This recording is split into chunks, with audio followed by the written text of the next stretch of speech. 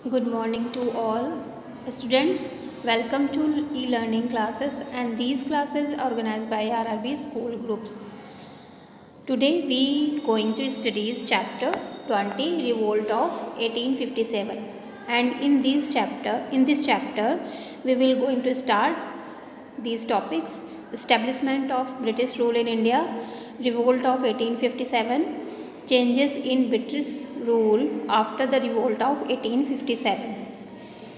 तो आज हम ये टॉपिक इस चैप्टर में पढ़ेंगे। पिछले चैप्टर में हमने कुछ फेमस जो इंडियंस थे, ग्रेट इंडियंस थे, उनके बारे में पढ़ा, और आज ये हिस्ट्री है। हिस्ट्री से रिलेटेड जो इंडिया की हिस्ट्री, उसमें कैसे ब्रिटिश कंपनी यहाँ पे आई और उन्होंने रूल किया इंडिया पर, अपना इस्टेब्लिशमेंट किया, और वो ट्रेडिंग के बहाने आई थी और धीरे धीरे उन्होंने रूल किया। ओके। इंडिया शुरू से ही वेल्थ के पर्टिकुलर वो बहुत ही अच्छे तरह से जानी जाती थी कि यहाँ पे वेल्थ बहुत है, और जो लोग थे वो हमेशा यहाँ पर अपना इंडिया में अपना ट्रेड के रिलेटेड, व्यापार करने से रिलेटेड हमेशा तैयार रहते थे, बहुत सारी कंट्रीज़।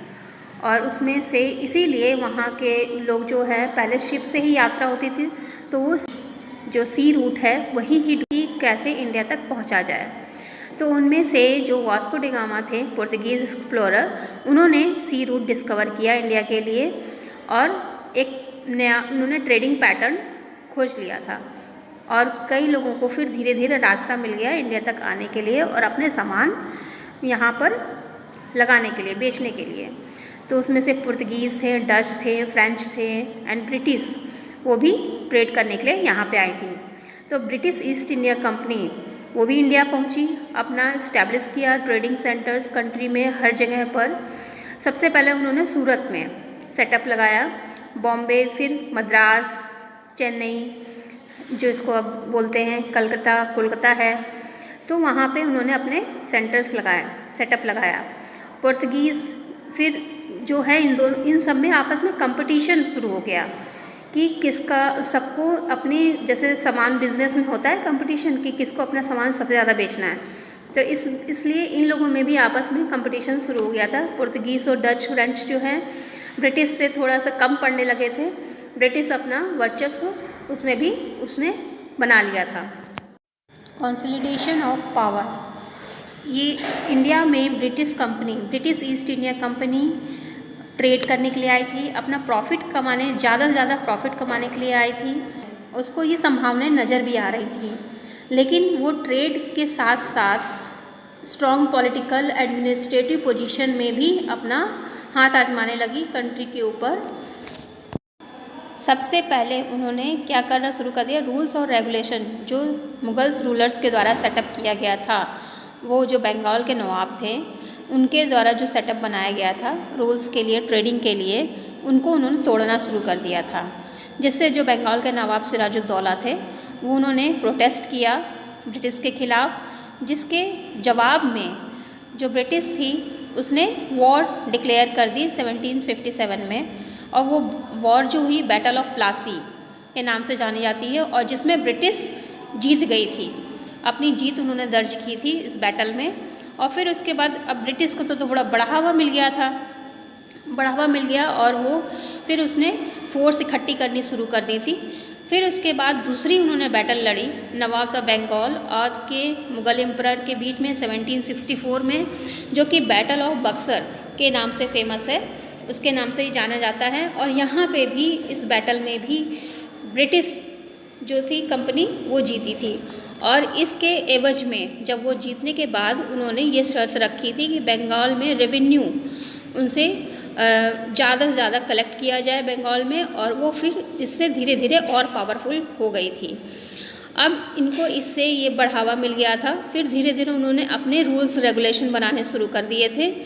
सबसे पहले उन्होंने एक पॉलिसी डिवाइड एंड रूल की यहाँ पर अप्लाई करने शुरू कर दी थी सब जगह। और जो मुगल्स थे, पहले शुरू में मुगल्स जितने भी थे वो क्या थे, अपनी किंगडम को बढ़ाने के लिए आपस में ही वॉर्स लड़ते थे, और वो वॉर्स क्या होते थे, जिसकी वॉर जिसकी जीत होती थी वॉर में, वो अपने किंगडम में हारे हुए राजा की किंगडम को अपने में शामिल कर लेता था। तो इसका फ़ायदा जो है इस बीच में ब्रिटिश लोगों ने उठाया और आपस में ही एक दूसरे को लड़ाते रहें, एक दूसरे का फ़ायदा उठाते रहें और इस सिचुएशन को अगेंस्ट में एक दूसरे के करके इस तरह से उन्होंने उनके किंगडम को भी अपने उसमें मर्ज कर लिया।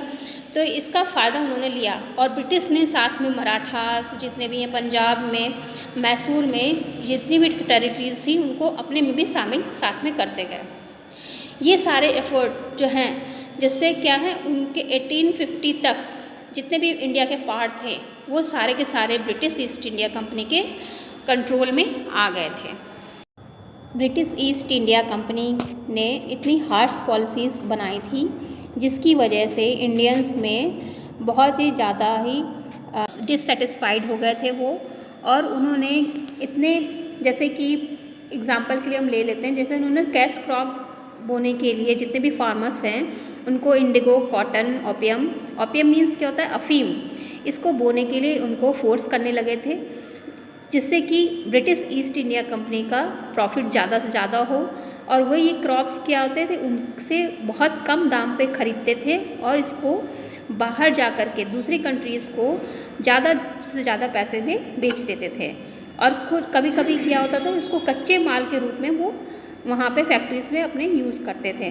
और दूसरी तरफ ब्रिटिश जो है वो हैवी टैक्सेस फार्मर्स से भी लेती थी जिसका रिज़ल्ट क्या होता था कि फार्मर्स के बीच में बहुत ही डिससेटिस्फाइड थे वो और इनके रूल्स को लेकर के। और कुछ इकोनॉमिक्स पॉलिसीज़ जो थी, इकोनॉमिक पॉलिसीज़ में वो क्या करते थे कि हैंडलूम इंडस्ट्रीज़ में उन्होंने इस तरह से बनाए थे कि जो मशीन्स के द्वारा जो बनी हुई प्रोडक्ट्स हैं वो कम दाम पे बिकते थे और जो हाथ से बुने हुए कपड़े होते थे या जो भी साड़ी है या कपड़े हैं वो क्लॉथ्स हैं वो ज़्यादा से ज़्यादा दाम में बिकते थे जिससे क्या होता था कि उनके सामान ज़्यादा दाम वाले कोई नहीं लेता था और उनको जो कम दाम में अवेलेबल होते थे, इंडस्ट्रीज़ से बन के आए होते थे हैंडलूम्स, उनको परचेस प्रोडक्ट को मिल जाता थे, चीपर होते थे। तो जिस तरह से वो क्या हो गई थी, यहाँ पे टेक्सटाइल इंडस्ट्रीज जो होती धीरे धीरे डिस्ट्रॉय होने लगी थी।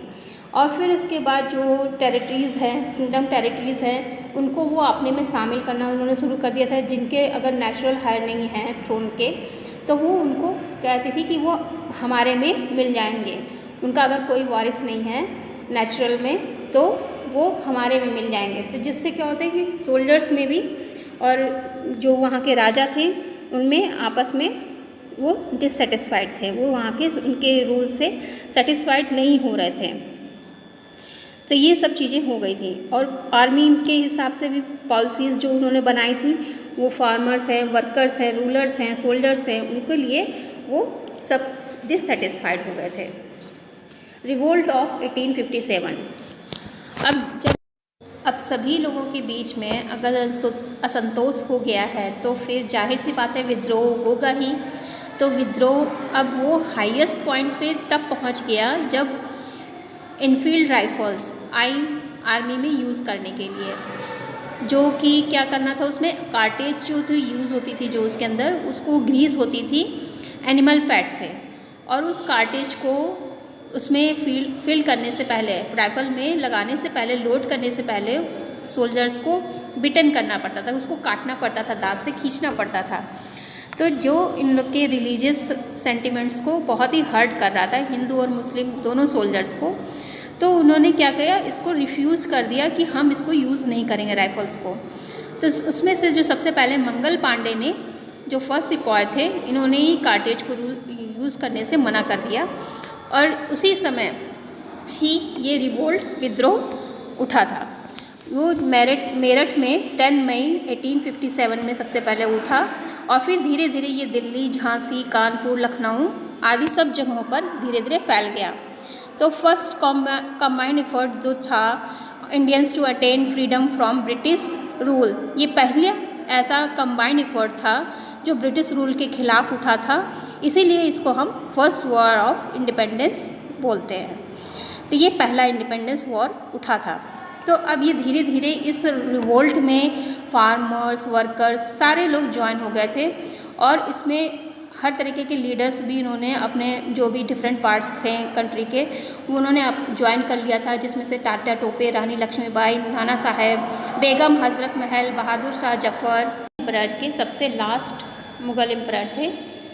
फिर इसके इतना सब कुछ होने के बावजूद जो सिपाही थे, फार्मर्स थे, वर्कर्स थे, उनका इतना एफर्ट देने के बावजूद ब्रिटिश ने अपनी बड़ी सेना और बेटर वेपन्स के द्वारा उनके जो विद्रोह को दमित कर दिया, इसको क्रश कर दिया, रिवोल्ट को।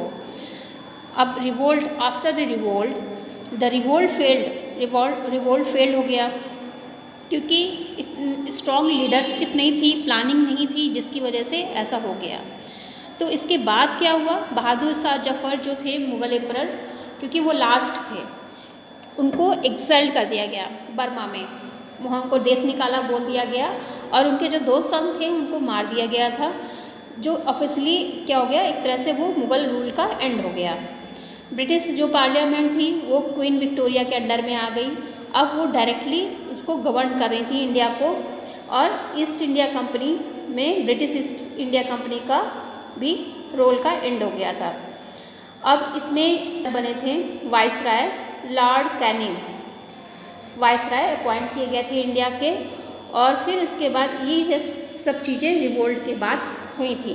और सबसे ज़्यादा महत्वपूर्ण रिज़ल्ट क्या हुआ रिवोल्ट ऑफ 1857 का, वो क्या था, सबसे ज़्यादा उनको इंडियंस को ये सीखने को मिला कि हम अगर एक हो जा सकते हैं तो हम ब्रिटिश रूल के खिलाफ लड़ सकते हैं। इससे क्या होगा, इंडियंस को रियलाइज़ हुआ कि फ्रीडम हमको अगर पानी है तो हमको एक अपना फाउंडेशन मजबूत करना होगा, जिसके हैं तो इंडियंस को रियलाइज़ हो गया था कि फ्रीडम कितनी ज़रूरी है, और उसके लिए हमको नींव रखनी पड़ेगी कि हम स्ट्रगल कर सकें और इंडिया को फ्री कर सकें। Okay, this is chapter 20 revolt of 1857। Thank you students.